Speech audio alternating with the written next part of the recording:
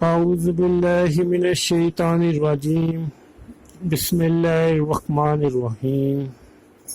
سیدنا حضرت علی رضی اللہ عنہ فرماتے ہیں کہ ہم رسول اللہ صلی اللہ علیہ وآلہ وسلم کے ساتھ مسجد نبوی میں بیٹھے ہوئے تھے کہ حضرت معاصر بن عمیر رضی اللہ عنہ آئے۔ ان کے جسم پر ایک چادر کے علاوہ کوئی کپڑا نہ تھا جس پر چمڑے کے پیوند لگے ہوئے تھے۔ آپ صلی اللہ علیہ وآلہ وسلم ان کے سابقہ نازل والی زندگی اور آج کی اس حساس حالت کو دیکھ کر رو پڑے۔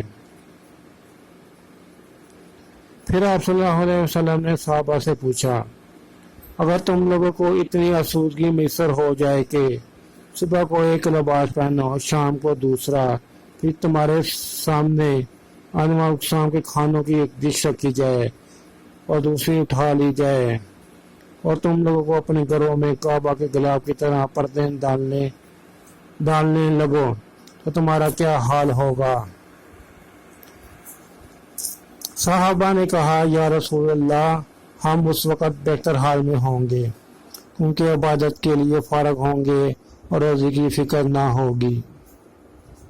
آپ صلی اللہ علیہ وسلم نے ارشاد فرمایا، نہیں، بلکہ تمہیں آج کی یہ حالت اس کی عیش و عشرت کی حالت سے بہتر ہے۔ امید ہے آپ کو میری باتوں کی سمجھ آئی ہوگی۔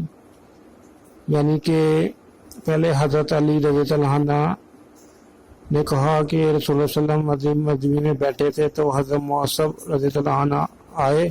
ان کے پاس ایک چادر تھی، اس سے پہلے ان کی حالت اس سے بہتر تھی۔ تو آپ صلی اللہ علیہ وسلم نے صحابی سے پوچھا، اگر آپ کو عیش و عشرت کی زندگی ہو تو تمہارا کیا حال ہوگا؟ تو صحابہ نے کہا کہ ہم اس وقت بہتر حال میں ہوں گے اور عبادت کے لیے فارغ ہوں گے اور روزی کی فکر نہ ہوگی۔ تو آپ صلی اللہ علیہ وسلم نے فرمایا، نہیں، بلکہ تمہیں آج کی یہ حالت اس کی عیش و عشرت کی حالت سے بہتر ہے۔